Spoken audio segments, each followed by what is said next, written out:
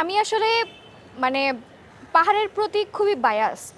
আমি যখনই যেখানে রাষ্ট্রীয় পর্যায়ে হোক, বিশ্ববিদ্যালয়ের পর্যায়ে হোক বা গণমাধ্যমে হোক, যখনই যেয়েছি, যখনই গিয়েছি, মানে এটা যদি খুব রিলেভেন্টও না হয়, আমি তারপরেও পাহাড়ের কথা বলার চেষ্টা করি। তো আসলে আমরা খুব মানুষ নাই যে পাহাড় নিয়ে কথা বলি। তো যারাই কথা বলি, তাদের কাছে একটা সময় হয়তো মনে হতে পারে যে আমরা আসলে একটু একা। কথা বলতে গেলে আমরা খুব একটু একা হয়ে পড়ি। তো আমি মানে আমাদের সমতলের অনেক বন্ধুরাই আমাদের সাথে সংহতি জানান।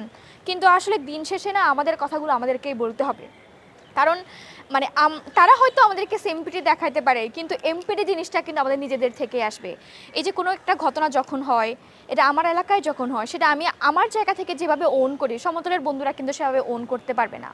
তো যার কারণে আমি আসলে এই কথাটাই সবাইকে বলতে চাই, আমাদের মধ্যে রাজনৈতিক মতাদর্শ ভিন্ন হতেই পারে, এটা খুবই স্বাভাবিক। এটা বাংলাদেশে যারা বসবাস করি বা সমতলে যারা বসবাস করে, রাজনৈতিকভাবে মতাদর্শ ভিন্ন হওয়ার পরও আমাদের একটা সহাবস্থানে রাজনীতি করতে হবে, যেখান থেকে আসলে আমাদের সামগ্রিক চাওয়াটা সেটা যেন আমরা ফুটিয়ে তুলতে পারি।